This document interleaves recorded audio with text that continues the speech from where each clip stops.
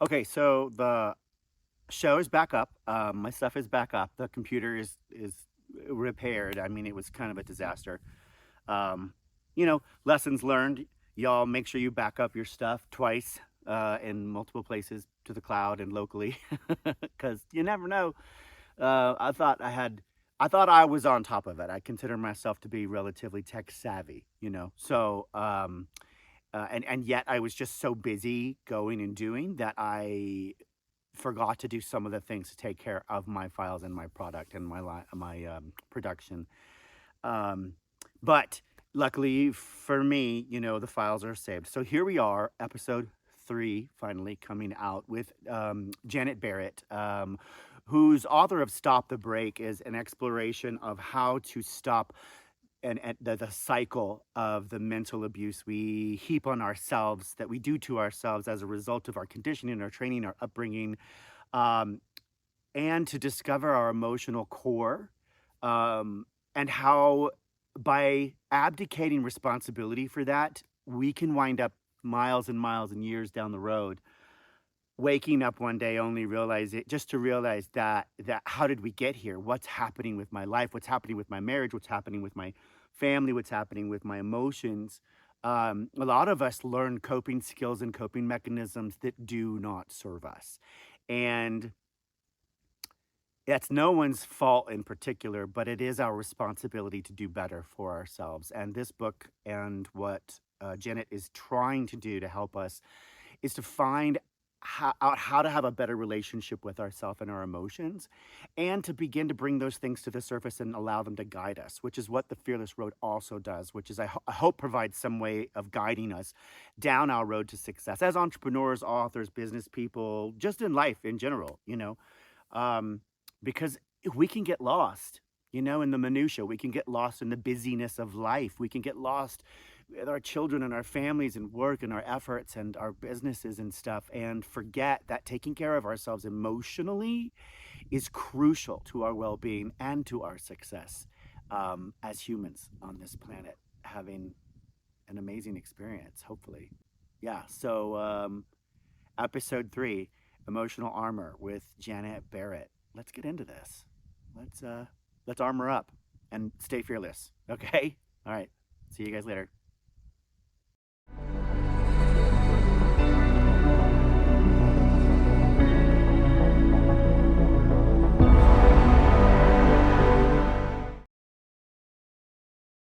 So let's see. We are going to start with, ladies and gentlemen, welcome to all my lovely listeners to the Fearless Road podcast. Thanks for joining us today, giving us your time, your attention, your lovely ears. I think they're lovely. I hope they're lovely. I'm sure they are. If they're like mine, they're super tiny and small, because that's what I got from my mama, was teeny ears, but I can hear really well. So that's a good thing. Don't let it fool you. So on today's show, we have an incredible guest. I'm very excited to be sharing our fearless journey with, to be looking at and exploring some of the things that she's been writing about as an author. Our guest, Janet Barrett, the proactive and mental health advocate, speaker, and writer.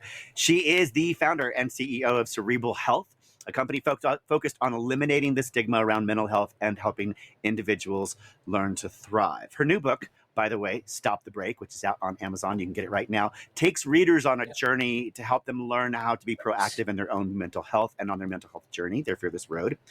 And today she's going to talk about her particular journey on a fearless road, and she's going to share with us what she's learned about not just stopping and surviving, but beginning to thrive. So, welcome, Thank you. Janet Barrett. That's where we do this. I don't know if I'm going to put applause in here, but ladies and gentlemen, I'm sure people are applauding like crazy out there. So I can they feel are. them. I mean, why wouldn't right they? now. From surviving to thriving. I mean, this is one of the things that I think most of us, hopefully a lot of us, find out where we discover that that's what's happening. We discover that we've been spending the majority of our life just surviving. That all the tactics and all of the methods and all of the things and skill sets and experiences that we seem to have accumulated that have allowed us to just sort of put it on cruise control and manage things, suddenly we realize, oh my God, we're just surviving. We're not thriving anymore. We're not, chasing the dream. We're just sitting back and kind of cruising, which, by the way, I thought that that's what I wanted. I thought that's what I deserved, was to relax a little bit, right? And take my foot off the pedal for a minute and enjoy some of the fruits of my particular labors, when I discovered that's not where my happiness lies. I totally understand. Absolutely. And I feel like so many people do feel like they just have to push through and keep going and not really focus on what they deserve and what they should be able to get out of life. So a little background on you. I know that we did this beautiful intro and everything, but do you want to give the audience a little bit more of a, I don't know, take us back a little bit and share with us a little bit more about yourself and your journey, specifically as an entrepreneur, of course, but in your personal life too, which I know has a lot of extra, there's a lot of stuff to unpack there. So I am extra. I'm sure we'll get into it, but I am extra. I will absolutely take that moniker. No problem. Own that. I own it. Extra right here. So I found myself a few years ago in what I like to think of as kind of the second stage of my adult life. So my first stage is what I think most everybody does. They finish their education and then they get their first real job. And I did that. I finished actually my first master's degree and went out into the corporate world and became a management consultant. And I worked with... right out of college, you became a management consultant? I did, yeah. It was... snooze fest. I know, it was not... I was just like, ooh. Yes, it was not that exciting. I worked on SKU rationalization and product procurement strategies. Wow. I know. How long did it take you to say that without stumbling over the words? Well, let's see. That was 30 years ago. So about 30 years. Yeah. Yeah. I know. SKUs.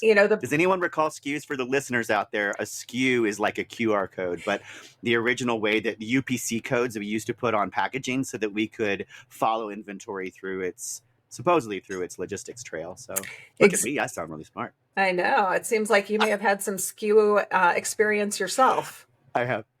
I have a personal relationship with organization, and I have to admit that I use smart labels when I moved. And so every box had a smart label and a photograph, so you could scan it and you could see what was inside of it. And then I could put it on a chart in my on my Google Drive to show me where in the storage unit it was placed. Oh my so goodness. I could find it. Yeah. UPS has nothing on you. Dude, Container Store. I go, like, you want to take me on a date? Take me on a date, get some froyo, and take me to a Container Store, and I'll geek out. So you're like, all right, we're getting married now. That's what it is. And it's all going to be labeled. Basically you're like, I will be able to track it as well. Exactly. Oh my gosh, that is amazing. I've never heard of anybody moving and doing that level of tracking and organization. That is, I might need help. Supremely impressive. So... do you need help, or maybe you need to teach others how to do the same? I would love to share the joy of packing well. So, I mean, honestly, I feel like that is something that you could teach others. I think you're right. I might add that to my list of things I can. Well, I'm sharing it on this I'm going to platform. lean into packing. Exactly. So if you guys want to know smart labels, go on Amazon. You can find them on Smart Labels. You can get them. You can enjoy them. You can stick them on anything and label stuff. And then if you forget where it is, just pick out your phone and look for the label. Search the inventory. You're like, Smart Label, you need to sponsor me. Yes. Just saying right now. Exactly. Hashtag Smart Label. So there you go. I mean, we need a couple sponsors. other similarities. I know you did this sort of logistics, supply chain, and everything else. But did you know that we have something else in common? What's that? We were both ugly babies. No, you were too? Yes, I read your. Oh my so goodness! I was reading your book, and I love that when your mom told you about being an ugly baby, and my mother cried her eyes out when they brought me to her, because apparently I was born early, and there's a thing known, I guess, when you're in the womb, that you are covered in hair, and I believe you slough that off just prior to the actual birth. Well, I was born early. I was covered head to toe in black hair. I looked like a monkey, and my mother you're a monkey bawled. baby. My mom cried so hard. And she was there with her best friend who also had a baby on the same day. And they were like comparing babies, and both of us were so ugly. He went on to become a supermodel, by the way. Jerk. You defied the odds. You both I turned did out not do too bad. extraordinarily handsome. Exactly. I didn't do too bad. I kept some of the hair. I was going to say that you still have the hair going. And the little monkey ears. So the little monkey ears, and yeah, you have good hair. Thanks. Like your mom should be excited for that. You do. You have She great would hair. be if she were here. So God rest her soul. You know, she's up there. She's watching, and or no, she's not. She's busy. I know her. She's not watching. She's out running around, handling all these big angels and doing all major. You know what I mean? Like she's like VIP level stuff up there. Like she's a super soul. So she's up there managing other souls, and probably has them right now, if I know her, in a garden somewhere on a padded pillow, digging in the dirt and planting some stuff. So I love that. Yeah. That's a wonderful, I love that image of your mom. When she, that is really, right before she died, which, because I was lucky to move them up to their house in Missouri, literally 10 days before she had a massive heart attack and died. She gathered her children, my babies. She's like, my babies.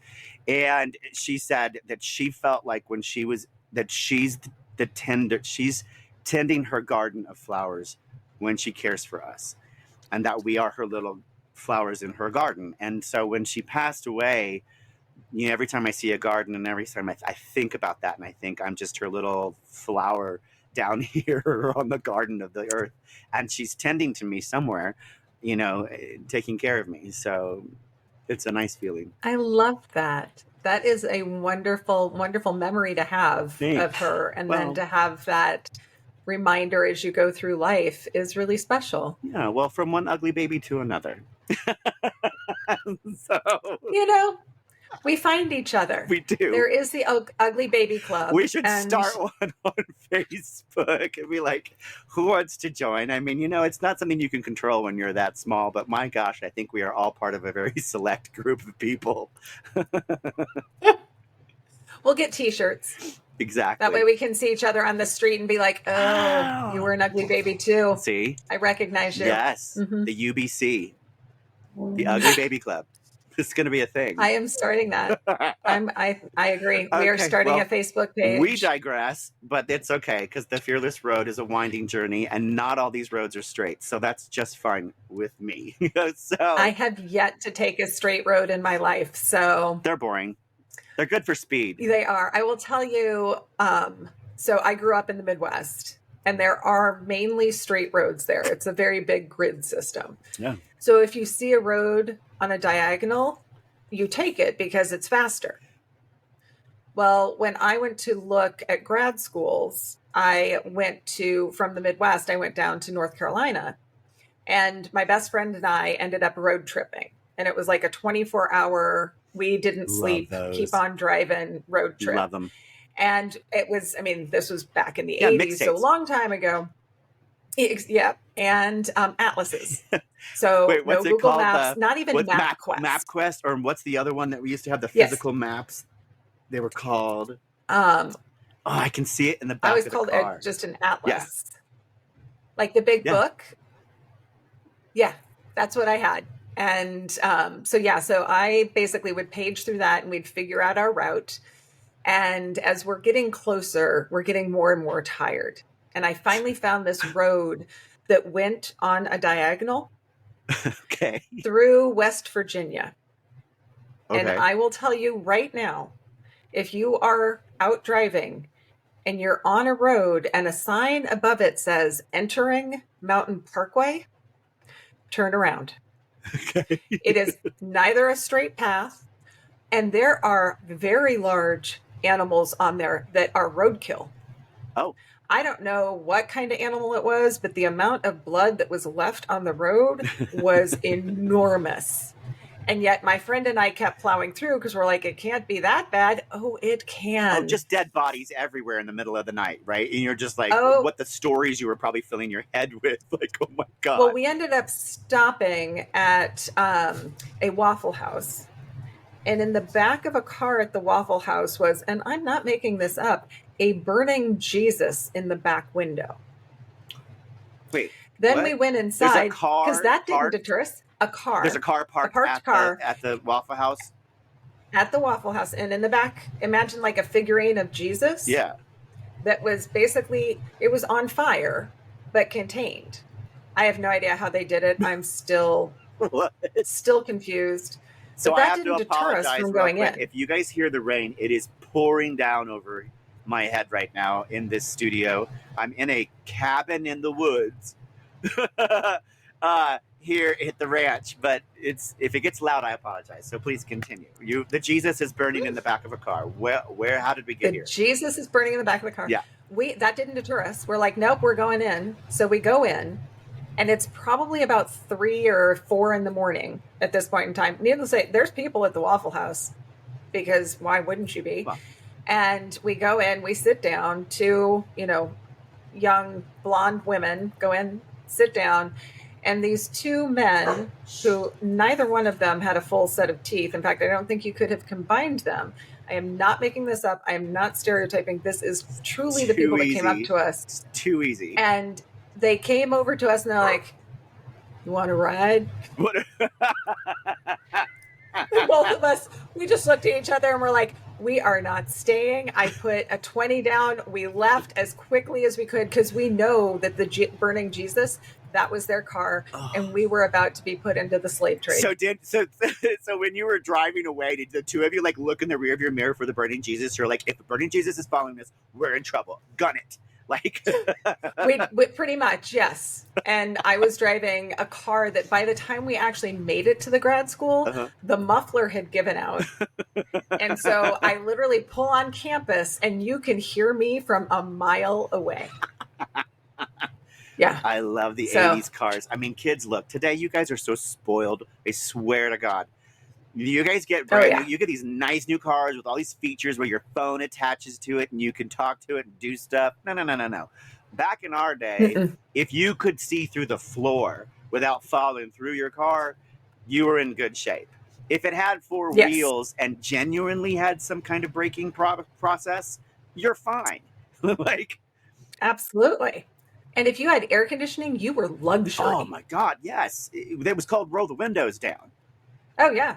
By hand, crank those things down. I literally, because the stereo system was broken on my car, plugged in my bedroom stereo speakers. I opened the panel doors, wired it all the way to the front. It's box speakers from Sony Pioneer or whatever it was in my back seat so I could listen to music. It was janky. It was pretty bad. So that is epic. Yeah. But yeah, so I don't think that there's ever been so any of the straight roads, I feel like, have no good stories, but those winding roads, those have the good stories. Well, speaking of a good story, do you have an origin story for your fear?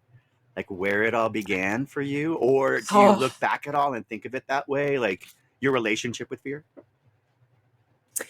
So my relationship with fear, I didn't honestly discover it until like in my 20s, because I had some trauma as a child and I learned to dissociate, and I could basically get through anything and nothing would bother me. In fact, I didn't really embrace my fear until I was in my 50s. So but I didn't realize how disassociated I was until my 20s, because I separated my mind from my body so well that my kids like this story. I was living in London and I was working in a part of the area that was not that great. And I was ending work a little late, I'll say 10 or 10:30 at night. It was dark out and I was waiting for the bus stop. Or I was waiting at the bus stop for the bus. For the trolley. And as I'm waiting for the trolley. The trolley. Yeah. And as I'm standing there waiting, I can see out of the corner of my eye that there's 3 gentlemen kind of walking towards me. And I'm just standing there, minding my own business, just waiting. And they get up to me and they jump at me. And I stood there. I turned my head very calmly and looked at them. And I said, yes. They ran because they completely expected me to scream because they thought they were going to scare me. I don't know if they were planning on doing anything, but they thought that I would at least have some reaction, and to not have a reaction freaked them out so much that they ran away. And they're like, what is wrong with that woman that she didn't, freak out? Wow. But I was able to completely separate my physical reaction to anything from what was happening to me for decades. And don't you think it's fascinating? And it wasn't that I think a lot of us, and when we reach our 50s, and maybe this is just something that we do because it is part of our life's journey. Although I've examined certain things in my 30s and then I looked back in my 40s and stuff, but it was very different. Now I feel like I looked back at my coping mechanisms. Even though they worked for me for so long, I began to examine the coping mechanisms I was using to get through life and begin to wonder what the patterns were there with my relationship with fear and how I was handling stuff. And it sounds like you had already developed a coping mechanism that allowed you to separate, at least temporarily, from the emotion of the moment. Absolutely. And so what's interesting is I didn't even realize I was doing that. Sure. I had no awareness that that is what was happening as I was going through life. Because when I started doing it, I was at such a young age that I was using that coping mechanism to get through some sexual abuse. And basically, I would literally put in my mind, I was somewhere else, and what was happening to my body was not me. Yes. And so I completely separated, but I maintained that separation for a very long time. I'm a fellow survivor myself of that. Yeah. I think it's interesting because I can recall with pretty great clarity the moments that this stuff took place. And it's a weird thing for me because, and I'm talking about the molestation when I was younger, that was my babysitters that started it, and it was three sisters who played games, and I always thought it was a game. I always thought that it was supposed to be fun. I had no idea it was supposed to be full of shame and full of all of the harm and all that stuff, and I didn't know about that until much later. So there's a part of me that's kind of grateful that I didn't carry that burden of guilt and shame with me that would have been heaped on by other people's assumptions about your experience, telling you that this is bad. Mm-hmm. And this is one of those areas where, when you do a lot of reading about these things with either conversations with God or philosophical things where they go, nothing is good or bad, less thinking, make it so. And I feel like there's one of those places where there's an innocence that we carry with us until an adult tells you it's bad and you did something wrong, right? Up until that very moment, you probably don't carry too much unless you know differently. And maybe I didn't. I suppose I was too young to know differently, or at least it was shared with me in such a way that felt like it was supposed to be. We were having fun, until years later. And I always wonder if that's something that has such a massive impact on certain individuals about how they receive life after that, how they receive anything that they move forward into, if they're already starting out by carrying this loaded self of self-worth and guilt and shame that just sits there, Yeah, and I definitely did, because I was raised in a very religious family. And so anything involving sexuality was not acceptable until marriage. And my abuser told me that, one, no one would believe me. And the time that I did try, they were right. And so, no, I definitely carried a lot of guilt and shame. And why was this happening to me? And why would nobody help me? And how can I get somebody to help me? And I was completely unsuccessful at making that happen. So I carried that with me for a long time. In fact, what I ended up doing was, not only did I dissociate my mind and my body from some of those physical things, I actually suppressed the memory for a very long time until I was in college.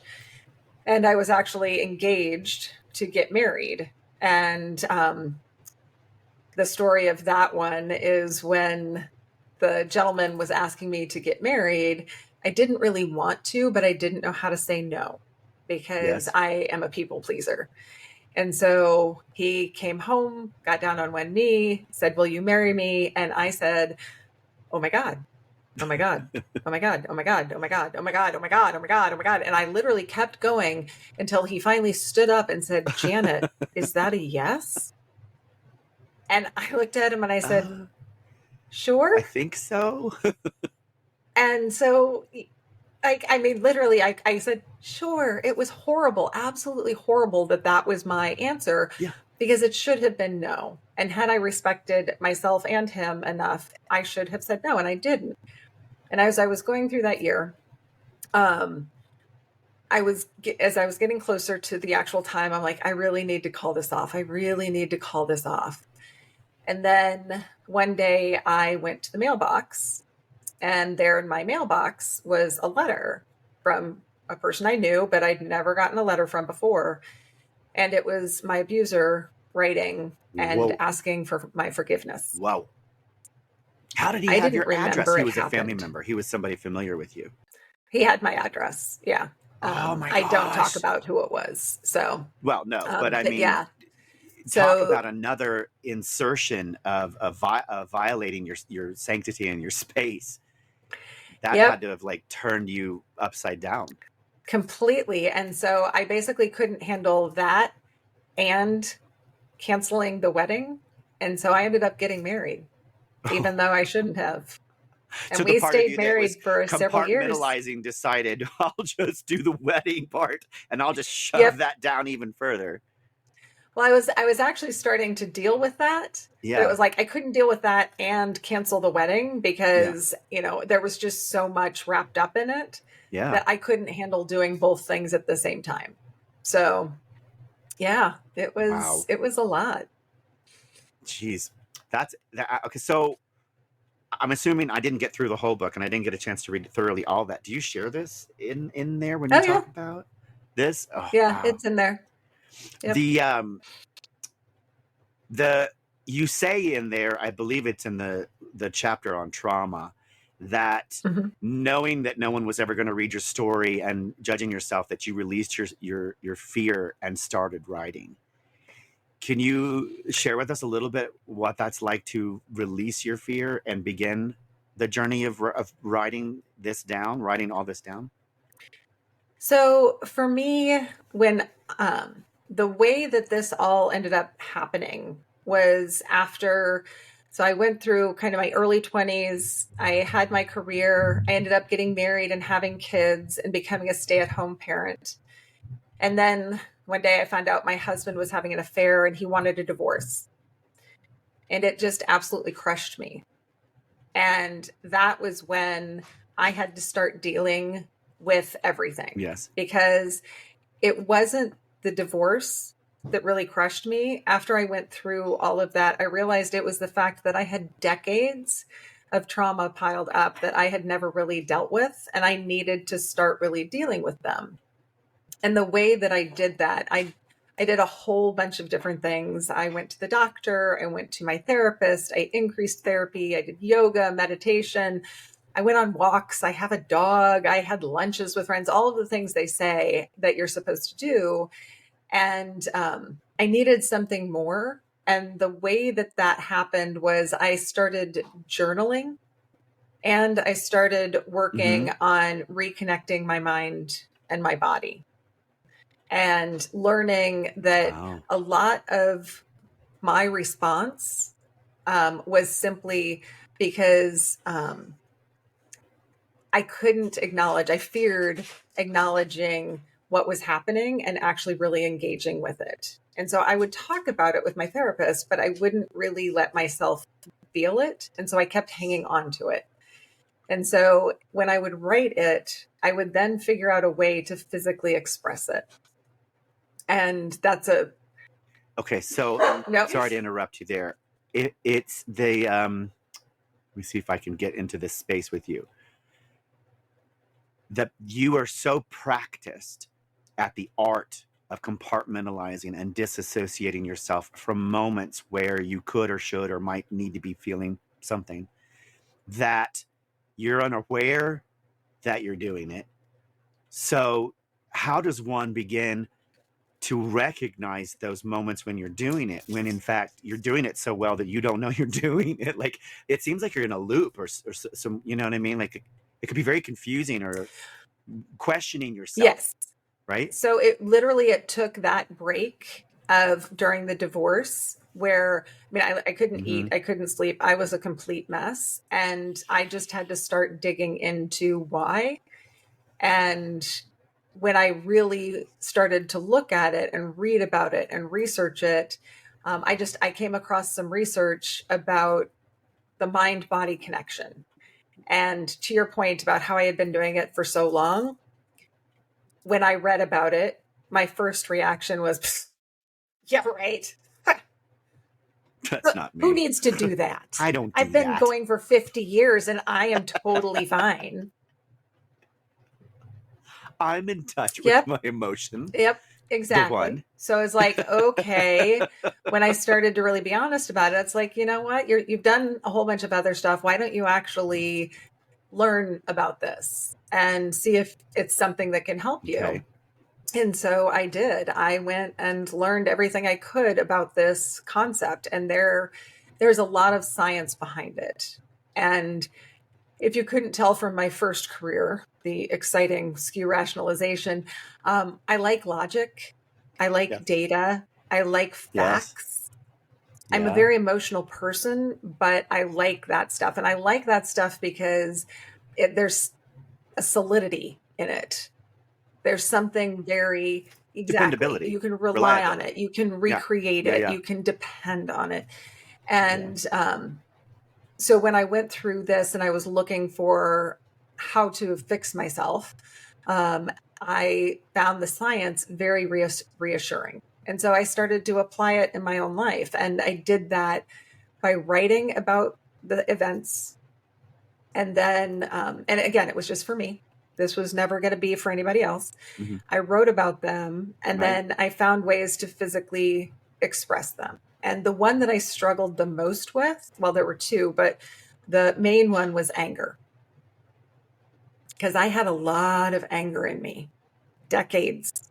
Oh, I bet you did. And so I had to find ways to safely physically express that emotion. And so what I would do is I would take what I had written and I'd start thinking about it. And then I would do something that would express that, again, in a very safe way. Some of the things I would do, I box. And so I have a punching bag in the basement. But it had to be, it wasn't just exercise. It was linking that thought of the emotion and actually feeling that anger well up inside me as I then would start hitting the punching bag. Or another favorite one of mine is smashing something. And in the book, I actually give you the way to safely smash glass. After much trial and error, figured out the number of bags and pillowcases and things that you need to put around something in order for it to not fly everywhere. If you've ever had ricochet therapy, my mother used to take, because I had anger issues too growing up. No wonder. But we used to get, you could go to like Salvation Army or Goodwill and you could buy boxes of plates and china and stuff. And we'd get this big black marker and we'd write on it, like whatever that particular anger was or that feeling was, or if it was a person that made you angry or an issue or whatever. And then we would smash them against the back wall of the alley, by the house. Your mom was ahead of her time. Therapeutic. It is so therapeutic. It was very therapeutic. And it's scientifically proven that is helpful. But be careful. Wear goggles. Yes, exactly. Well, things can shatter and fly. So exactly. Just be careful. You have to be very safely, how you safely release these emotions. And so I did that for everything that I had written about. And the other emotion that I really struggled with was full on sadness. I suppressed sadness, not quite to the degree that I did anger, but I still suppressed it. And So I learned to give myself time to just sit and cry about some things, because like when you go through a divorce or many other things, you need a grieving process to get through it. And so I had to let myself grieve not just that, but, you know, in my childhood, the loss of the innocence that I never got to have. And a lot of other things that I went through that, you know, it was just, I needed to honestly let myself grieve them. And so I did. And I realized once I went through and did that and let that physical expression take the weight off of my back, you know, off of my mental load, that the memory wasn't gone, but its control of me did. It was gone. And so what I ended up, its influence over you seemed to just dissipate. And I still get sad. I still get upset about things, but it's not that, you know, it's overwhelming type of thing. And it doesn't keep me up at night anymore. And I don't need to talk to anybody about it and feel like I need to deal with it.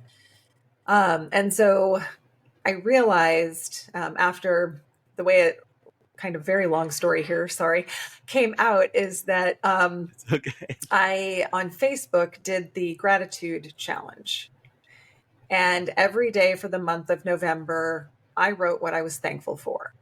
But I didn't do stuff like, oh, I'm thankful for toilet paper and I'm thankful for indoor plumbing. I wrote things that were a little bit more personal. And, you know, one of the things that I wrote about was, I'm thankful for tears because they allow me to release my sadness. And sometimes they actually reflect my joy. And then when they're gone, I know that that emotion has passed. And the last one that I did, I wrote about what my therapist said to me as I was going through this before I figured everything out. She said to me, Janet, tell me 3 things that you love. So I was like, okay, my friends, my family, my dog. Okay, tell me 5 things. I love nature. I love yoga. 10 things. And after I did the 10, she looked at me and she said, why aren't you on that list? Ooh. Oh, that's a good therapist. Right? Dang. And you're like, oh, darn it. It's almost like I failed the test. Darn it. You know, of course I should be on there. Dang it. But it really did. It's like you said, it's like it really makes you think, why am I not on my own list of things I love? Because I should love myself. And so when I got done with that and I shared a lot of things throughout that month, I had so many direct messages from people saying how thankful they were that I shared my story, because a lot of people have been through a lot of the things that I've been through. I'm not the only one. Shocking, I know. I'm not that unique. And the response I got was very inspiring, because they were like, I feel seen, I feel heard, and I know that I am not alone. And so I realized that part of the reason why I could never have written my story earlier was because there was too much emotion inside of me to actually put it out in the world for anyone else to engage in. And since I had let it go, it had lost that hold on me. And I felt like if I put this out there and I talked about my story and I talked about what I learned about how we could actually do better in dealing with our emotions, that it may help even one person. And so I did. I wrote a book. I wrote a book that's kind of broken into thirds. The first third is, I guess, pseudo my memoir. It's a very small sliver of my life, but part of my life. And then the middle third is all of the research that I did. And I actually ended up going back and getting another master's degree. And the book is based on the thesis that I had to write for that degree. And then the last, the last part of the book is my proposal for how we can make systemic change in society in how we deal with and treat mental health in a much more proactive way. And I talk about Maya Angelou all the time, because her quote, and I realize that this is not a direct quote, but what it's been turned into is, now that we know better, we can do better. And we've learned so much Yes. about mental health in the last 20 years that we can do better now. And there's a lot of things we couldn't have done. We We should be should doing be better. doing better. Absolutely. And there's a Yeah. lot of stuff we Yeah. couldn't have done Yeah. even 5 or 10 years ago. But we have the technology. Yeah, well, I would agree because I don't. Well, part of it I think is the technology. I think the other part of it, ladies and gentlemen, this is "Stop the Break" is the name of the book by Janet Barrett, our guest on the show. Um, Part of that, I believe, is our. Even in the '80s, we talked about, well, we have a therapist, and I'm good. And we're doing so great at discovering our needs, and you know, it still surprises me that this 40-year journey, we are still not good at taking better care of ourselves in the mental health and emotional department. That the very act of you describing your gratitude and leaving yourself off the list tells me that our understanding of love is an Mm-hmm. action we give away to others, is something that we do for other people, an expression outside of ourselves, not something we do for ourselves. And I think that's so sad to me that we aren't doing better at communicating that and sharing that with our kids, with the next generation, with our doctors and our therapists, and that we're still in this sort of weird space where understanding and loving ourselves is such a big unknown, vast universe of like stuff, and I think that's where the fear comes from. I think because we haven't identified that kind of relationship, and we're not really in tune, and we're not in touch, that those fears creep in.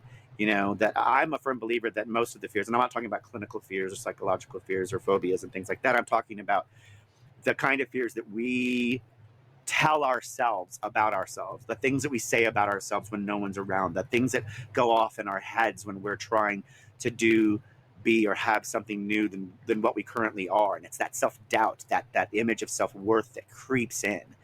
And I believe that because we are creatures of storytelling and our brains love to tell stories, that the future is always a massive unknown story. We're always moving through time, and we're always moving into the future, and the future is always an unknown. You just don't know how it's going to turn out. And I think partly because of that, our brains are constantly trying to project into that space what they think might happen or what they think is going to happen based on the little pieces of information and data that it currently has.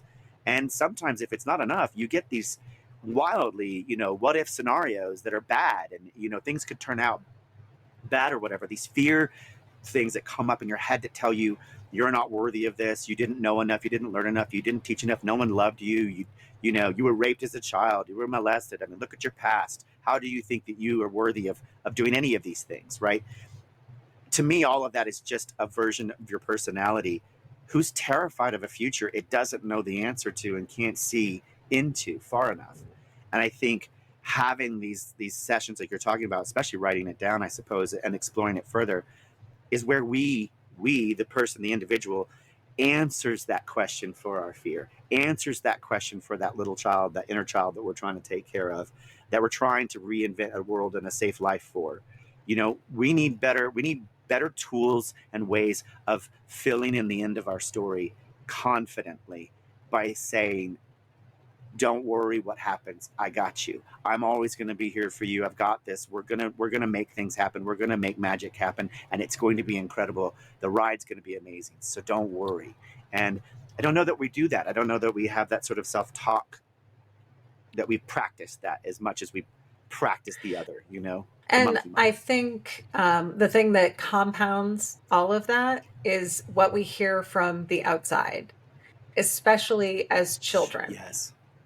If you think about a child's reaction to anything, when they're young, it is a real, raw, emotional reaction. And if we don't like it, we tell that child to stop. If a kid throws a fit, the famous saying is, we get what we get and we don't get upset. And I actually had a conversation with a woman the other day where she said, oh, if she got upset in her house, her mom sent her to her room and locked the door and said, you are not allowed to come out until you can act like a lady. So she learned that Wow. what she felt naturally was wrong. And Yes. it's unacceptable. Was unacceptable. For her, it was literally, if you want to be let out of your room and be with your parent, you have to act the way that I tell you is acceptable. Even if it doesn't feel right for you, you have to follow that. And we still do that to this day. And we never really go back to kids and say, hey, you had that reaction for a reason. Let's talk about that. And let's talk about why I said that. Because most often, I don't think that it is a negative reason why people say those pat phrases of, don't be a baby, act like a man. I believe that people are trying to give perspective to children where, if you get a paper cut versus cut off your hand, your reaction should probably be different. And some kids tend to overreact to those things. So it's like, all right, let's just make sure that we're on the correct area in the spectrum of reaction. But that's not what they hear. Well, and I think as adults dealing with a child, like you said, they are in the rawest, most natural, space of feeling. Not the nuanced version, not the one that said, oh, I'm really feeling upset right now, but I'm going to set that aside for a minute so I can deal with what's in front of me. No. That's the feeling, and it's up, and it's front and center, and it's live, and it's 100% active. It's not at 40%. It's not at 30%. Yep. It's 100% there.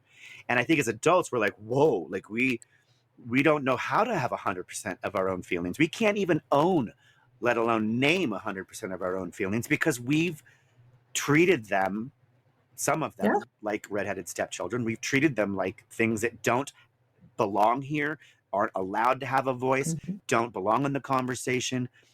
Just like with fear, we run from it, we shove it away, we turn it down, we want to destroy it, we want to conquer it, we want to kill it, all these different things. When fear, it's just simply an extension of your expression. Just like joy, just like sadness, just like happiness, fear is a part of you. And if we've spent so many years pushing it away and kicking it to the curb, it's no wonder that we find ourselves truncated at 50, wondering, A, how we got here, B, why isn't my life better than what I thought it was, and C, how come I can't feel joy? How come I can't feel happiness? How come everything just feels blah, and I'm just sort of floating, as you said, like, we're just surviving. Exactly. We're not thriving. And we try to show those emotions that are acceptable. So to your point, like we try to show that we're happy.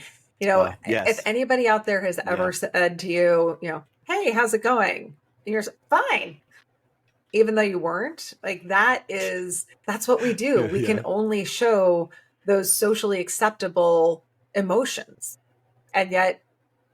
Yes, fine for you, ladies and gentlemen. Cover your children's ears. Fucked up, insecure. What is it? Fucked up, insecure, neurotic, something or other. Like, yeah, exactly. I actually never heard that before, and now I want to look it up. Yeah.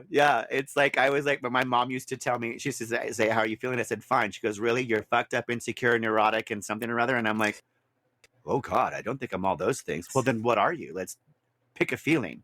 And I was like, oh, okay, let me think more about it. It's true. She was always so good at that, where she was like digging out of me. You're not going to hide behind one comfortable little pat response. That's amazing. You're going to need to own your feelings. I have to say, I wish, I know your mom isn't around, but I wish I could have met her. She sounds like an absolute inspiration. She taught me a lot. I think one of the biggest lessons in my life was when she abandoned me at the airport during Christmas, when I was coming home from college. I was mouthy, abusive, disrespectful to her relationship. And, I just she was already changing. She had already been through the therapy. She was already making the changes post-divorce. She was already doing the personal work on her journey. And I was stuck in this place of chaos that the family had adopted, where yelling at each other, screaming at each other, creating abusive scenarios was acceptable and tolerable. And she had moved on, and she was like, that's not going to happen. And if you can't learn to treat me with better respect, and my people in my home with better respect, You can stay at the airport for Christmas for all I care. And I was shocked. I couldn't believe it, but it was a great lesson. It was a hard lesson, but it was real. You know what I mean? When a parent stops and says, no, enough is enough, and the kid's not getting it, the teenager's not getting it, or whatever, you know, sometimes we have to have that tough love moment where we're literally put in our place. And, you know, I had to sit there on a chair in the airport and think about what I've done. And I really had to put the pieces together. It took me 6 months of not talking to her to finally get to a place where I was able to talk to her, because I was very upset. But it took me a while to get past being upset to realize just what I was doing and how I was participating in the chaos and the emotional and verbal abuse scenario, in order to stop it. So she was great. That is an amazing lesson. I'm sure it was very hard for her to do as well.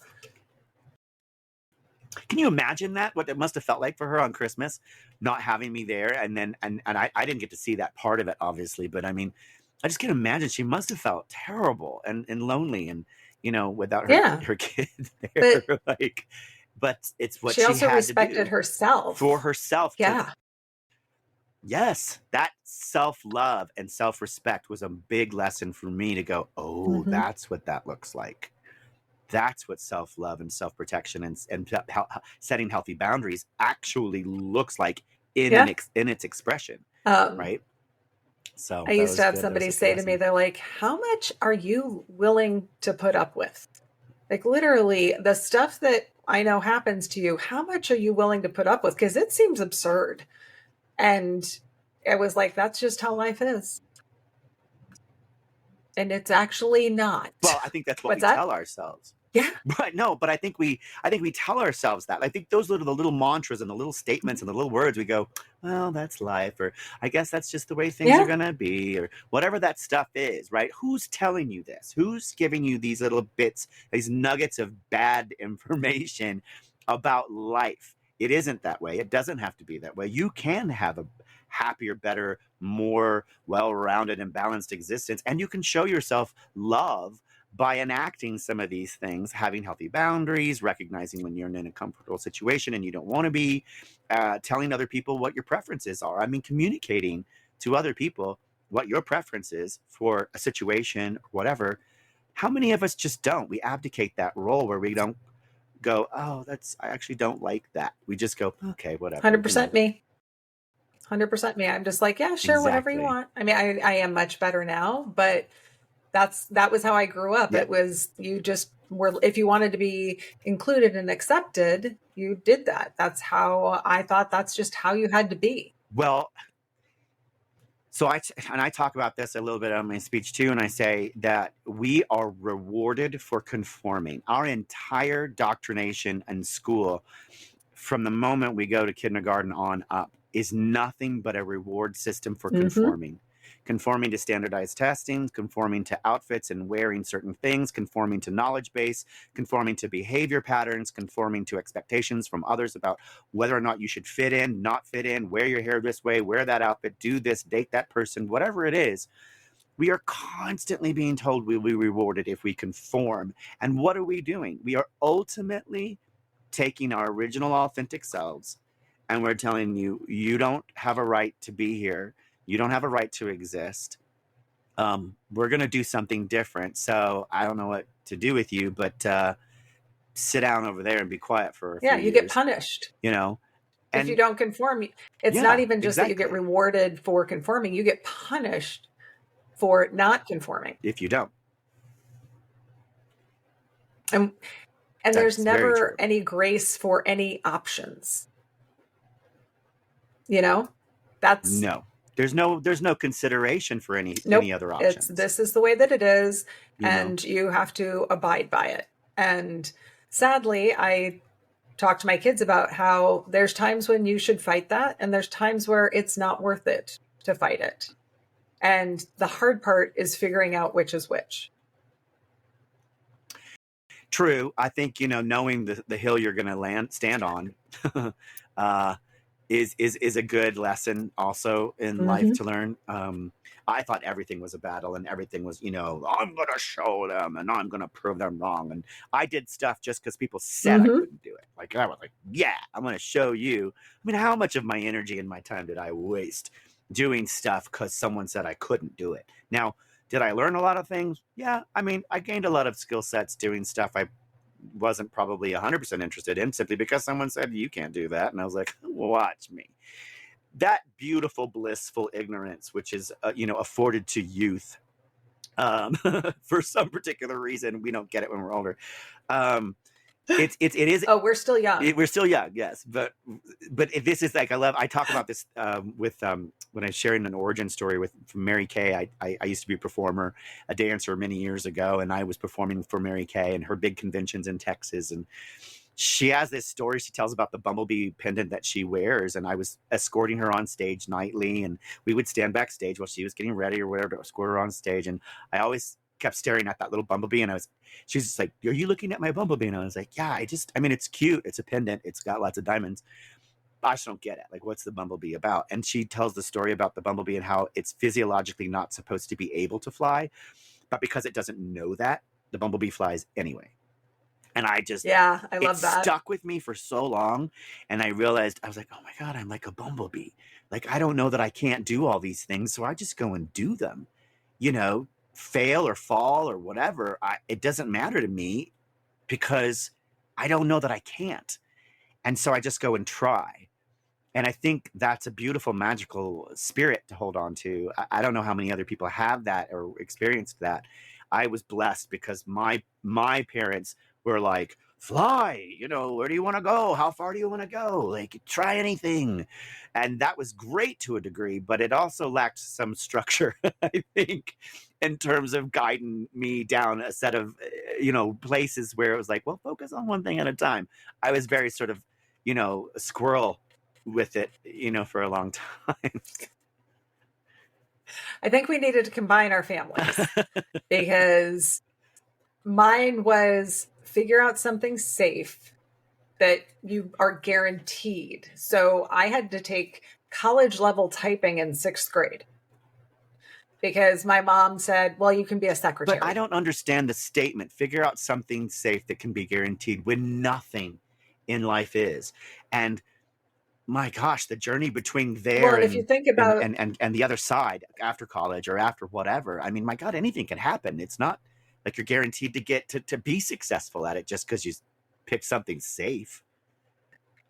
Yeah. Well, in the era that they grew up in, yes, most people did lifetime employment. That's right. So my father's passed, he would be in his late 80s and my mom is in her mid 80s.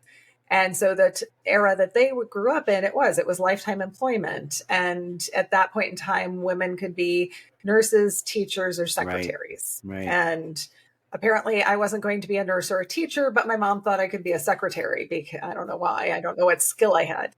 Well, not with your passion for UPC codes. I mean, well, I clearly did not follow that path, but I will tell you, my typing skills are out of this world. I can type at like 120 minutes a word. Yeah. I wish I'd learned words a minute. I'm a master hunt and pecker, but that means that I also have to have word spell on, because if I look up to the screen, all of the red lines, there's so much red. I have to go back and fix everything because I can't. I suck at typing. I have terrible handwriting too, and I always felt bad about that. Oh, yeah, I do too. All right, so I have another question for you. I want to dive in a little bit further for this book, ladies and gentlemen. Stop the Break by Janet Barrett, which is out now. In chapter 2, this is a scary moment for you. You had a real scare where you felt your son came to you and uttered these terrifying words. I think the world would be better off without me. And you go on to say that you felt this intense fear. You had lost a cousin to suicide, and their parents were still dealing with it to this day. And you were terrified that he would kill himself, even though he didn't use those specific words.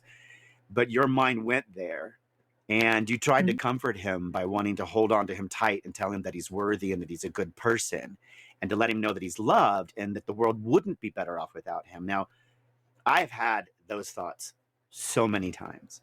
And I think that's something that a lot of people face in their life when there's these moments that you think, oh, the world would just be so easier, wouldn't it, if I wasn't here anymore?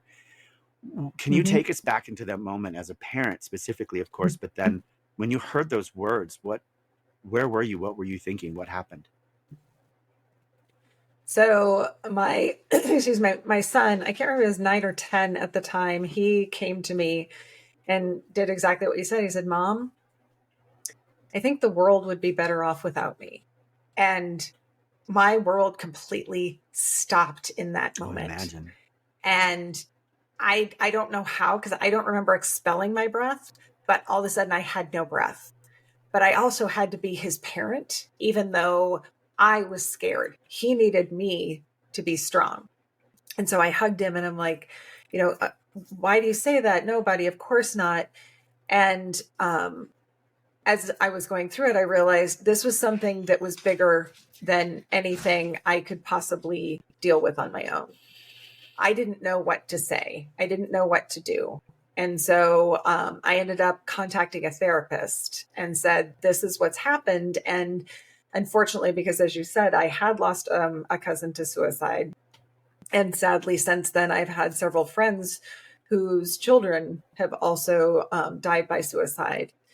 And I had no idea if that's what he was thinking, what he wasn't. I didn't know at the time that it's okay to talk to any of your kids about Mm-hmm. suicide. And by saying that word to them, it won't make them more or less likely to It actually. doesn't. It doesn't open the door. It does not open the door. It doesn't close the door. It doesn't do No, anything. It's simply a no. conversation, but I didn't know that. Well, And and the so, thing too, I think on this is that, kids are also learning language. yeah. They're learning how to express themselves in a world where words don't make sense. And by the way, the English language is the worst. I Oh my mean, gosh. the way we use words in the English language, certain words mean this and certain words mean that. They both sound exactly the same. A Yep. child trying to figure that out and then also learning to express their feelings and their emotions about their place in this world might say, I think the world would be better off without me. I would wonder what experiences he had had up to that moment that got him to that conclusion. That he understood So enough to make that statement. the therapist that ended up working with him, he Mm-hmm. called me 2 or 3 weeks after he started with him. And he said, Janet, I think I know why he said that to you. Oh. I was like, oh my gosh, please, why? What was it? What can we do? And he was like, because he thought that the bad thoughts he had about other people, that he was the only person that had those thoughts. Now, the bad thoughts that he had Uh-huh. were like, I hate my brother. He's a jerk. Right. Or that person cut me off. They're, gross or whatever. This is a 9-year-old kid. So, like, the kind of language that they had. But he thought nobody else had those thoughts, that he was the only one in the world. And because of that, he shouldn't be here. He had no idea. Wow. I mean, I get it. I totally understand. I totally get it. Like, he's very sensitive apparently, and it feels very He is. empathic to some degree. He is. Um, He is a complete empath. And I but said he's to him, like, measuring his feelings, like he's measuring them against other how it, people. how it might affect other people if he feels this way. Mm-hmm. It's so And advanced. I will say, until I went through this with him, and I guess I'm proud to admit it and not proud at the same time, I don't think I ever really realized that everybody has those thoughts. I Oh, never well, took the time to sit and just realize that. Intellectually, yeah, but if you don't actually sit through it and have that cognitive awareness, yes. like, it's hard to go through and be like, oh, you're right. Everybody does. And if Well, somebody I mean, doesn't tell you as a that, how are you kid, supposed to know? exactly. I mean, we live in our own heads. We have no Mm-hmm. grasp or understanding for how other people feel, think, or behave. We only Yep. see them through a very set of specific filtered lenses and experiences that are afforded us by our family, our family home, and our world, right? And then, if go out a step further, the media that children could consume, movies, TV shows, things like that, don't necessarily ever share the perspective of a kid going through this stuff. Like, I don't know that it's actually, I mean, unless it's an after school special, I don't know that we would have encountered what other kids are thinking. I think I was blessed because I didn't care. I was one of those self-absorbed children. I'm still self-absorbed. People will say that, I'm sure. But I never thought about what other people thought. And that didn't occur to me until much, much later. So I love that he was so sensitive to that, being concerned about his thoughts being damaging in some way to the world. I mean, his understanding of the world was such a small space, and yet he could think that his impact and his presence there was not a good thing because he was having bad thoughts. Yep, exactly. It was a relief to get that information. But then I also realized, and that's part of what ended up driving me to this and talking to people about it, is we don't tell kids that. We don't even, like adults, to your point, adults don't acknowledge it. Yeah. I heard this statistic, and I'm not a big statistics person. Even though I do like data, I don't relate to statistics on a personal level. But I heard this statistic. I love true crime podcasts. Yes. And hello. Oh yeah. My favorite murder. Shout out. And they, oh, that's so good. Sorry. Okay. We digress. They had this statistic, and I can't remember specifically which podcast it was, but that over 50% of the people will report, so they will admit to this, that they have thought about how they would kill someone else. Not that they'd actually do it, but like, would you run them over? Would you stab them? Would you shoot them? 50% of the people admit that they have had some thought about that. Not that 50% have done anything bad or anything, but just simply had the thought. I think if you can see my face on camera right now, it's because I'm trying to recall whether or not I had those thoughts. I've thought about myself thousands of times. Yeah. All the different ways. And I'm so self-absorbed that I can't harm this. I want to remain pretty, and I don't know how. I don't like bleeding, so I can't do that. You're past the ugly baby stage, so you are totally keeping it. Right. Like, it's so funny that I would have these thoughts about, like, I would be better off dead, and then go, well, I wonder how I would do it. And then go through all the processes of thinking, ooh, but that's going to be too hard. You know what? I only think of it. What if I throw up? Well, I don't like that at all. Nobody wants to drown. So, you know what I mean? Like, I literally go through the steps. But when it comes to thinking about whether or not I wanted to kill somebody, I've had those feelings where I'm like, oh, I want to kill you. And like, that, but I don't know that I've ever thought, would I lay out the plastic? Would I use a butcher knife? Would I, you know what I'm saying? Like, I don't think it's ever occurred. And I don't think it's like, they don't get to the real details, but it's more like, you're like, oh my gosh, I would do something, and this is what I would do. 50%. And I think 50%. So to me, what was crazy was that 50% of the people actually admitted to it, which to me, knowing statistics, there's more. Oh, there's a lot more people that probably have thought, even if it's, just a passing, fleeting thing, people have those bad thoughts. Well, it's very Ally McBeal with those little dreamy moments where you're like at the behind your car, you're like, I miss Ally McBeal. Oh no, I'm not going to run you over, I promise. But boy, do I want to. Oh, there's times you're like, wouldn't that just be, oh, sorry, whoops, I didn't see that there. I swear. There's a meme out there that it's showing somebody that sees their ex, and they say to the person next to them, the meaning of I'd hit that has really changed over time for me. Yeah, I would agree. Yeah. I used to call them throat punch Thursdays because I'd be like, don't today, because it's throat punch Thursday and I will punch you in the throat. Like, I've had those moments, but I hit that. Okay, I have to remember. But it's, it's not the thought though, and that's what I keep telling my kids. I'm like, having those thoughts, totally normal. Oh my gosh, it's acting on the thought. If we responded, and I'm not disparaging your son for the way he responded to his thoughts and thinking that we would be better off, but if we all responded to our thoughts that way, my God, the number of thoughts we'd have. I mean, I'd be a cocoon, like wrapped up in a hospital somewhere, if I reacted that actively to all of the fleeting concepts and thoughts that enter this thing on a daily basis, let alone and throughout my life. Thank God for Oh, journaling, and yeah. thank God for programs like this where I get to like spill it out and get it out in front of me, so that it's not in here, working away and, planting seeds and creating toxicity in my life.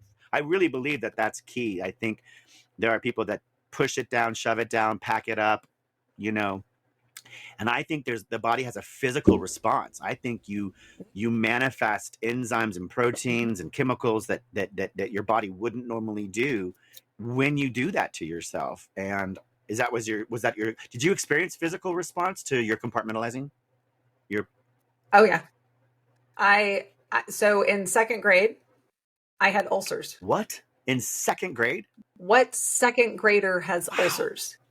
And then I started having dizzy spells, and I went through a lot of different, very odd illnesses.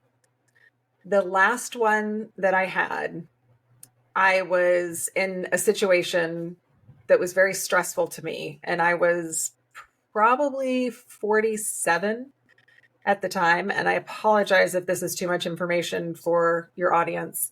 But I had my period and I started hemorrhaging. Yes. And my brother is a doctor. And I mean, literally, I had to stand in the shower because I couldn't get out of it and go anywhere. And I talked to my brother and he said, Janet, that's your body telling you have too much stress. You have to go deal with that. It's interesting that he knew that about you in that moment. Yeah. And that you had internal bleeding just from the amount of stress that you were going through. I mean, I could go through my entire life and list out all of the things that I had. But yeah, the start was the ulcers in second grade.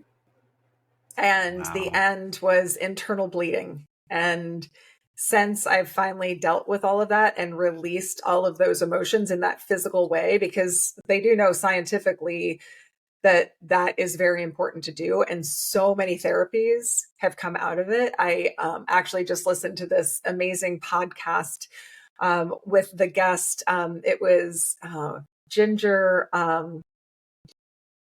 She's a burlesque dancer, but she's also a dance therapist. So she is a certified psychological therapist, and her specialty happens to be in dance. So we have come up with various forms of therapy. There's EMDR, there's tapping, there's dance, there's a whole bunch of different areas within psychology now that use physical expression to actually release all of your stress and your emotions. And we're beginning to understand how critically important this is to do. Yes. And that's because I kept trapping all of mine. My body is like, okay, you've kept so much in there. We got to release it somehow. So, hey, guess what? You get ulcers. And then, I got canker sores. At one point in time, I had 15 canker sores in my mouth when I was in 7th grade. I can remember it like it was so painful, but I couldn't do anything about it. No, your body was wanting to speak its truth. Yep. And your mouth was physically responding. My body was like, okay, we're screaming at you. Yeah. But because I had so disassociated, I never paid any attention to it. Wow. It was just, this is what my body is going to do now. Woo, this is fun. I have a guest that's coming on the show. I think it's next week.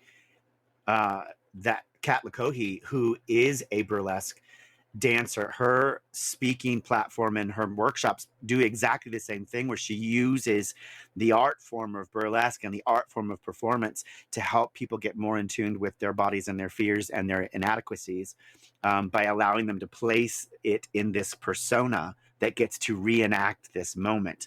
And I think it's just so amazing. I mean, it's brilliant. I think it's such an incredible experience. I finally remembered her name. Sorry, it was performer. you Well, know? I was going to say you were a dancer, like a legitimate dancer. Yeah, And so I had that yeah. physical release. I had the opportunity. In fact, this is interesting that when I was raped at 16, um, I the very next morning was overnight, and I got drugged, and he dumped me out in the back of a 7-Eleven behind a dumpster, and it was like near my school. But I managed to get dressed and get to school that morning, and I was obviously hungover and recovering from this experience or whatever. But I wore my black trench coat and my hair was down. I was very, emu, before emu was emu. I think it was goth, we called it back then. I don't remember. Yes. This is the 80s. But my first class that day was my theater class that had an assignment where you had to come to class with a prop and you had to build a character around a prop. And lo and behold, for me, I got called up, of course, immediately because I was running late, to present myself in front of the class. And their job was to interrogate me, was to question your character and to find out things about your character. And I sat down in this chair, and I'm, with the chair was backwards. You know how you sit down and you sit on the chair, and I'm like, I am sweating profusely. Drugs, I'm sure, are coming out of me left and right from being, drugged the night before. And I'm just sick. I want to throw up. And I pull out of my pocket this bottle of pills. And I look at it. I can't think, make a sentence, let alone do much of anything. Well, this is the 80s, late 80s, where teen suicide was a huge deal. This was going around everywhere. All the kids jumped on it immediately and began asking questions about what the pills were for. What's the bottle for? What are you planning on doing? Da, da, da, da, da. And I vomited the entire experience in front of them. I told them from top to bottom what I could remember, because I woke up in the middle of it. After being drugged, I woke up in the middle of it twice trying to stop. Oh my And God. I described everything in great detail as much as I possibly could, just spitting it out through this persona of this individual in this theater class. And the teacher had to stop the class. Kids were crying. I ran to the bathroom, threw up, like whatever was in my stomach. But the weirdest thing, or the most brilliant thing about that, was the cathartic release of that moment for me. Being able to immediately release my responsibility and shame for what had happened in public to everybody, immediately placed that experience over there and me over here. And I was able to distance myself from it. And I didn't carry the weight. I didn't carry the scars. I didn't carry the shame. And it was so cathartic. And I think a piece of me knew that. I think a piece of my brain latched on to that process. And from there forward, anytime I had a moment, a tragedy, thing that happened in my life, somehow I went, boop, I'm going to spit it out. I'm going to throw it over here. And then I'm going to turn and pivot and become something else immediately. And that's a sort of a form of dissociation, I suppose. It's a sort of a form of placing the responsibility and the action on something other than yourself, or a version of yourself, if you will, that can carry that for you. And then you get to move on and reinvent yourself and be, I'm fresh and new. I find it fascinating, but that was my, I don't know, release, having that release like you talk about, I had a therapist once say something to me that made me feel really good, because I had a lot of, I don't know if shame is the right word, but it's probably the easiest word, over how I got through the ways that I was able to cope with what happened to me. And my therapist looked at me and he said, whatever you had to do to get through is okay.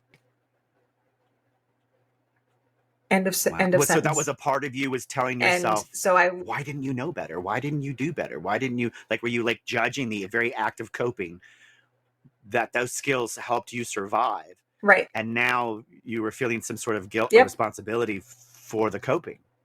Yes. Because I drank, I did a lot of stuff that were unhealthy behaviors, but it allowed me to actually get through the situation. And I have to say, him saying that to me was so impactful in my parenting. Because now when my kids come to me, and I've had a couple of them tell me about friends that are using more destructive behaviors. A friend that, I learned a new word. He was turned. And that apparently means you're drunk and high. And I was like, oh, okay. Like, had to learn that word, but they came to me and I had to explain to my kid, I'm like, they're not doing that simply to be drunk and high. They're using that to cope with something. I don't know what it is. I have absolutely no idea, but there is not a kid out there that isn't doing that for some reason. Maybe it's because they feel the need to fit in. Maybe it's the need to forget something, or like there's a million things out there. But I said, don't judge how they're getting through what it is. Try and help them figure out what it is they're trying to get through and find a different way to do so. And having that conversation with my kids has allowed them to come to me about a lot of things, which I love. Well, it's interesting because I think, we, as a society, one of the things we learn to do, not just judging ourselves, we learn to judge other people based on a certain set of small criteria. And all of a sudden we think we know what that person's doing or why they're doing it, or that they shouldn't be doing it at all. And we make some kind of judgment about it. Or what one of my kids said is like, well, what could possibly be wrong in their life? I'm like, bless. Literally, I could name 5 million things and I still probably wouldn't cover them all. Yeah. But you don't see it. Like, that's the thing, is you don't know what's going on. So don't assume nothing is going on because you think you know. Assume something is going on. I guess a beautiful way of tying that back together for your son might be, just like you didn't know that all the thoughts in your head that you're having, other people are having the same thing. They have that relationship with their thoughts, and those thoughts can sometimes drive them a little crazy, and they can have, when they need to deal with it, sometimes we don't deal with it well. And as a result, yes, they may experience this. So exactly. Well, I would love to keep going because we've been going for a while and I would love this, but I want to get to a couple other things before we wrap this up. We have to have an episode 2. I say we're gonna have a 2-parter. We are. I know. It's like there's too much to dig into here. This is so much good stuff. I may have to break this up into 2 episodes. So you're on a journey as a female entrepreneur. You're an author. You're a public motivational speaker. Do you have, or have you developed what you consider to be a philosophy on entrepreneurship? No. To be completely honest, I do not have a philosophy on entrepreneurship. What I tend to believe, because I actually had another company before this. I was an interior designer for a while, and I was actually very successful at it. But long story, ended up deciding to have kids and blah, blah, blah. So, but similar to how you were talking earlier about nobody told me I couldn't. Yes. That's kind of what this is it's not that anybody said, oh, you can't possibly do that. It was more like, well, yeah, sure, I can do it. I feel like entrepreneurs have this ability to be like, well, you know what? Other people have done it. I can do it too. I can have my own company. Right. I can write a book. And I've done that in a lot of the parts of my life. I mean, I kind of joke, most of the things that I did in parenting, I kind of looked at it and thought, okay, how many people before this have given birth? I should be able to handle this. Just putting it out there. Or breastfeeding. A lot of people have figured it out before me. I think I will be able to figure it out. And by having that mindset, it's really helped me be like, you know what? You can do it. And if I fail, I'm okay. Because I've lived with very little. Like, I can remember having to literally count pennies to be able to eat. And, I tell the story of I was in Europe and I would have to hide from the train conductors because I didn't have enough money to pay for the fares. And I'm like, you know what? I know I will be able to survive. Wow. It will not be the life I have right now, but I will still be able to survive, even if it fails. And so I think for me, that's what allows me to do the entrepreneurial thing. I think the reason why and probably a lot of stupidity. I think we all have a little bit of that. Just enough. You know what I mean? Mm-hmm. The reason I asked that question is I think that today's definition of entrepreneurship is this highly competitive space where success is being defined by the amount of money you have, the mansion you live in, the cars you drive, the private jet that you got, and all these things entrepreneur do. And I want the Fearless Road that explores entrepreneurial journeys to realize that success isn't a measurement of those material items, but more a measurement of the journey that you've taken to get where you are. That success can be found and be had and be defined by enjoying, embracing, and relishing in those moments where we don't fail, we learn. We fall, we might not succeed specifically, right? Something may not come to fruition, Yeah. but out of that journey comes all of the other things we bring with us. And that is not a failure. That is a massive, massive success. And for those of us that are on the journey currently, doing it, then kudos to us and kudos to everybody out there listening. These are the small victories and these are the wins and these are success. You are successful and it can be found and it can be had. My guest with us today is Janet Barrett. Stop the Break is the book that she has that's out right now. You get it on Amazon. It's been a joy sharing this time with you and talking to you. Do you have 3 things you'd like to leave? Actually, I'm going to ask for this a little differently. One is, give me 1 challenge you face and 2 things you want to leave the audience with. How about that? Okay. So the challenge that I face is keeping myself honest with all of the things that I now know. So what I mean by that in a little more detail is when I had to finally admit to myself that I was scared, my fear is facing my emotions. When I finally admitted I had to do that to truly become healthy, I did it. And I went whole hog. I went through all of that really intense. But life doesn't stop. No. And stuff keeps happening. Yes. And I have to keep myself honest and keep doing this process, because when I don't, it impacts my ability to really thrive in life. And so that's why I say, like, there's the surviving, which I did for years, and now I'm actually thriving. And I had a very small example of that the other week where I got something in the mail and I'm on the board of something, and there was an invitation that came out, and I'm on the committee that was sending out the invite. And so all of the committee's names are on there.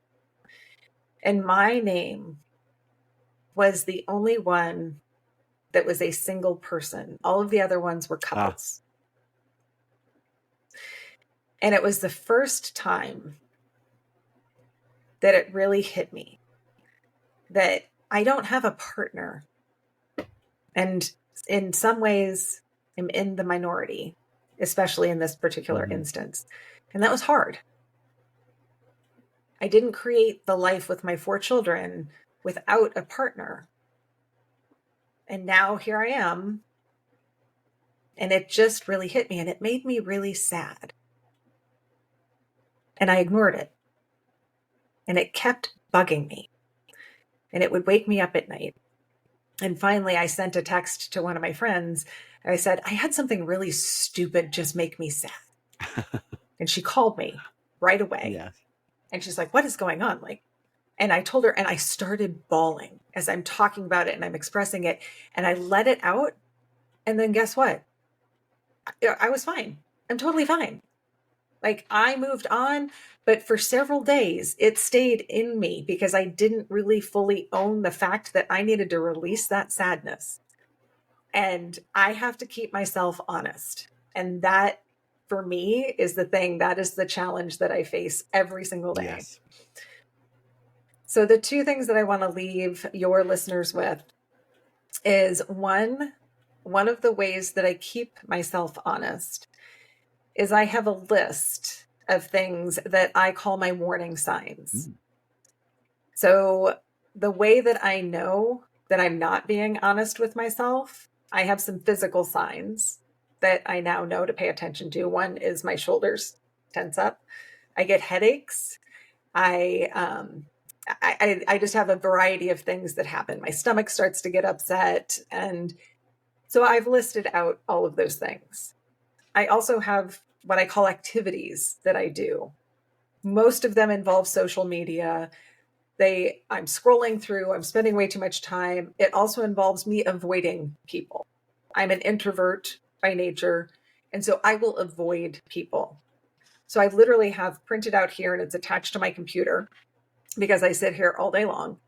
And there's a list of things that I know if I start to see them happening, I'm avoiding something. I'm not being honest with myself.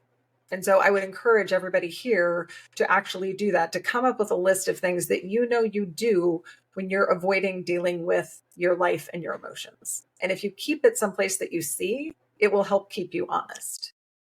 So that is one thing that I would leave them with. Self-love is a practice. Yes. And by the way, everybody, you got here down your fearless road, down this road to this moment, practicing all the other coping skills and mechanisms that we've used to avoid dealing with life, to avoid dealing with emotions, to avoid dealing with fear, to avoid dealing with a lot of things, because that's how we coped. Yeah. And it's okay. It's absolutely okay. It is. But today we know better and we can do better. Thank you, Maya Angelou. Make your list. Yes, Exactly. thank you, Maya Angelou. Make a list of love for yourself, ways to sort of some self-care, and check in with yourself regularly because it's important. And if you need to check in with us, you can check in with us at thefearlessroad.com. If they want to check in with you, Janet, where do they find you? You can find me on my website at janet-barrett.com. And all of my connections are there. So if you want to follow me on any socials, you can find all of the links there. Yes. And of course, we will put the links down below when you see this. It has been an absolute joy and a pleasure for me. I am so excited to have had you on the program today to share your journey with us, your fearless journey on the Fearless Road podcast. I definitely think we're going to have episode 2. We need to revisit this because there's so much more to dive into and to dig into and to share. But audiences, thank you so much for sharing your time with us today, with your blessed time, your ears, your listening. As I've said before, there are no new words, but there are new ears to hear. And we hope that this has helped you on your fearless road. Thank you again, Janet Barrett. Thank you. Stop the Break. It's out on Amazon. Thank you so much. Be fearless. You're welcome.